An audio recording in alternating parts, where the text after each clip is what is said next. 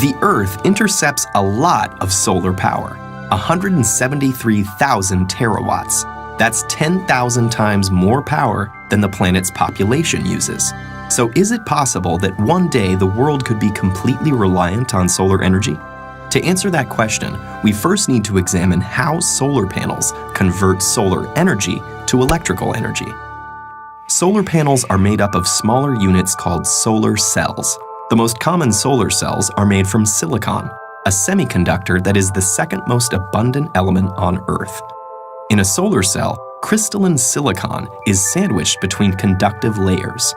Each silicon atom is connected to its neighbors by 4 strong bonds, which keep the electrons in place so no current can flow. Here's the key. A silicon solar cell uses 2 different layers of silicon. An N-type silicon has extra electrons, and P-type silicon has extra spaces for electrons, called holes. Where the 2 types of silicon meet, electrons can wander across the p-n junction, leaving a positive charge on one side and creating negative charge on the other. You can think of light as the flow of tiny particles called photons shooting out from the sun. When one of these photons strikes the silicon cell with enough energy, it can knock an electron from its bond, leaving a hole. The negatively charged electron and location of the positively charged hole are now free to move around. But because of the electric field at the p-n junction, they'll only go one way. The electron is drawn to the n side, while the hole is drawn to the p side. The mobile electrons are collected by thin metal fingers at the top of the cell. From there, they flow through an external circuit, doing electrical work like powering a light bulb, before returning through the conductive aluminum sheet on the back. Each silicon cell only puts out half a volt, but you can string them together in modules to get more power. 12 photovoltaic cells are enough to charge a cell phone, while it takes many modules to power an entire house. Electrons are the only moving parts in a solar cell, and they all go back where they came from.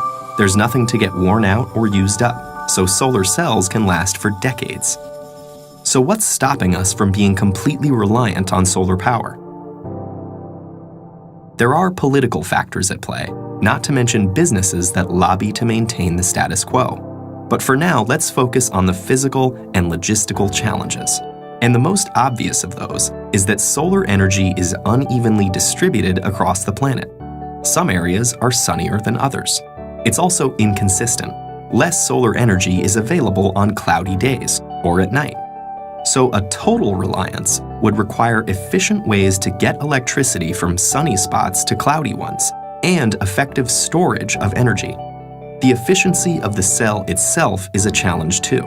If sunlight is reflected instead of absorbed, or if dislodged electrons fall back into a hole before going through the circuit, that photon's energy is lost.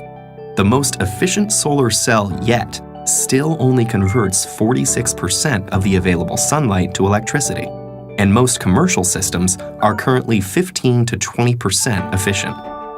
In spite of these limitations, it actually would be possible to power the entire world with today's solar technology.